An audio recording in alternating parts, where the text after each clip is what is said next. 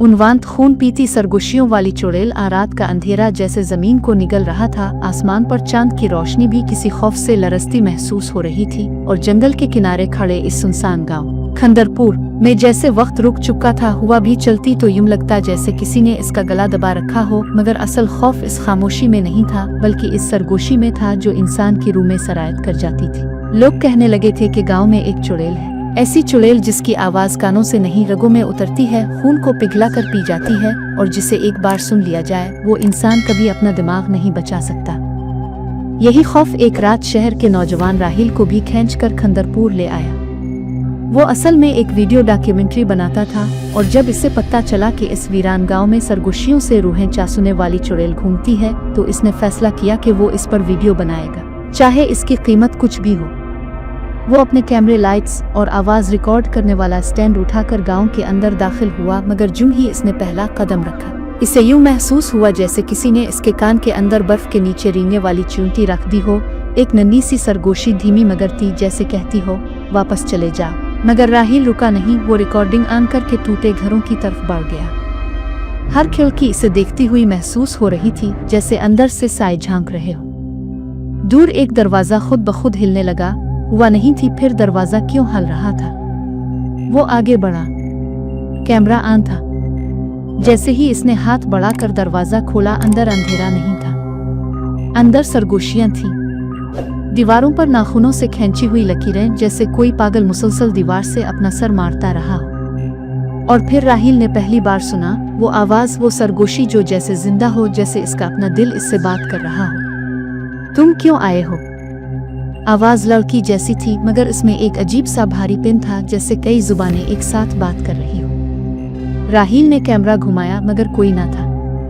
वो आगे बढ़ा तो अचानक ठंडी हुआ उसके चेहरे से टकराई, और फौरन ही वो चुड़ैल उसके सामने खड़ी थी। सफेद लिबास, पता हुआ चेहरा, सिया धुएं से भरा, आंखें ऐसी जैसे अंदर से कोई जलता कोयला भड़क रहा हो। मगर सबसे भयानक इसके कान थे, इंसानी कान जो सिया तारों से इसके लिबास में सुलाए गए थे, जैसे इसने इन लोगों के कान काट कर अपने जिस्म पर टानिक रखे हों, जिनकी सरगोशियां वो पी चुकी थी। इसका मुंह आहिस्ता आहिस्ता खिलने लगा, जैसे लंबे सुलगते नाखूनों से किसी ने इसके होंठ खींचे। इसके होंठ हल रहे थे, मगर आवाज कहीं और से आ रही थी। आवाज राहिल के कान के अंदर से निकल रही थी, बहुत करीब से, इतनी करीब कि इसे लगा जैसे आवाज इसकी अपनी हड्डियों के बीच फंसकर बोल रही हो। मैंने तुम्हें कहा था, वापस चले जाओ। इससे पहले कि राहिल भागता, चुड़ैल ने हाथ बढ़ाया। इसकी उंगलियां इतनी लंबी के गिले तक पहुंच सकती थी, और उसने आहिस्ता से राहिल के कान को छुआ। बस छुआ ही था कि इसका पूरा जिस्म सुन्न होना शुरू हो गया। इसके कान से खून बहने लगा, मगर खून जमीन पर गिरने के बजाय ऊपर की तरफ चुड़ैल की उंगलियों की तरफ खींचने लगा, जैसे खून का हर कतरा इसके हुक्म का गुलाम।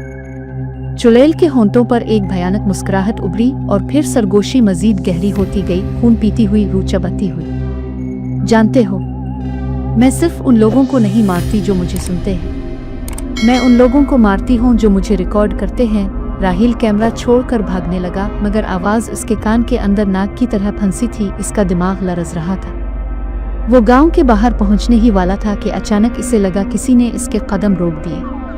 पीछे मोड़कर देखा, चुड़ैल नहीं थी, मगर उसकी आवाज थी, इसके कान के अंदर, उसकी हड्डियों में, इसकी सांस में। मैं तुम्हारे साथ हूँ, जब तक आखिरी सरगोशी तुम्हारा खून न पी ले।